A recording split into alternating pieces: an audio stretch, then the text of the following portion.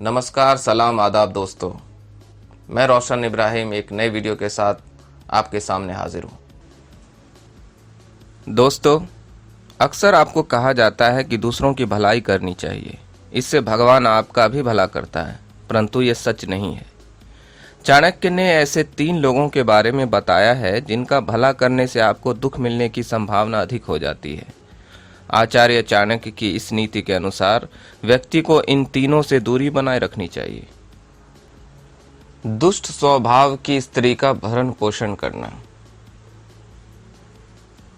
यदि कोई स्त्री चरित्रहीन है, कर्कश है, दुष्ट यानी बुरे स्वभाव वाली है, तो उसका भरण पोषण करने वाला पुरुष को भी सुख प्राप्त नहीं होता है।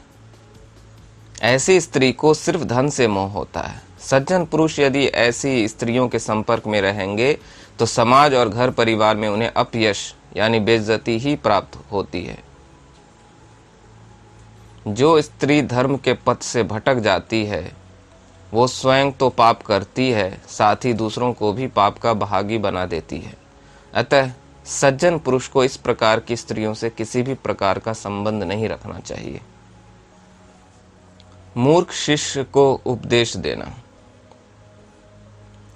आचार्य कहते हैं कि यदि कोई स्त्री या पुरुष मूर्ख है तो उसे ज्ञान या उपदेश नहीं देना चाहिए। हम मूर्ख को ज्ञान देकर उसका भला करना चाहते हैं, लेकिन मूर्ख व्यक्ति इस बात को समझ नहीं पाता है। बुद्धिहीन लोग ज्ञान की बातों में भी व्यर्थ तर्क वितर्क करते हैं, जिससे हमारा ही समय व्यर्थ में नष्ट होता है। मूर्ख इंसान को समझाने पर हमें ही मानसिक तनाव झेलना पड़ता है, इसीलिए ऐसे लोगों से दूर ही रहना चाहिए। जो व्यक्ति सदैव अकारण ही दुखी रहता हो। आचार्य चाणक्य कहते हैं कि जो लोग भगवान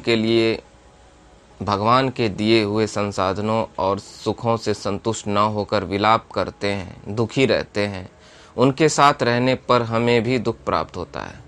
समझदार इंसान को जो मिल जाता है वो उसी में संतोष प्राप्त कर लेता है और प्रसन्न रहता है। अकारण दुखी रहने वाले लोग दूसरों के सुख से भी ईर्ष्या का भाव रखते हैं और उन्हें कोसते रहते हैं। स्वयं कुछ प्रयत्न नहीं करते हैं और दुखी बने रहते हैं। इस प्रकार ईर्ष्या का भाव रखने वाले और अकारण ही सदैव दुखी रहने वाले लोगों से दूर रहने में ही हमारी भलाई होती है। तो दोस्तों, अगर आपको ये वीडियो पसंद आई हो तो इस चैनल को ज़रूर सब्सक्राइब करें, जिससे कि आगे भी अच्छे वीडियोज़ आपको मिलते रहें। तब तक के लिए मैं आपसे इजाज़त चाहता हूँ। Wish you all the best.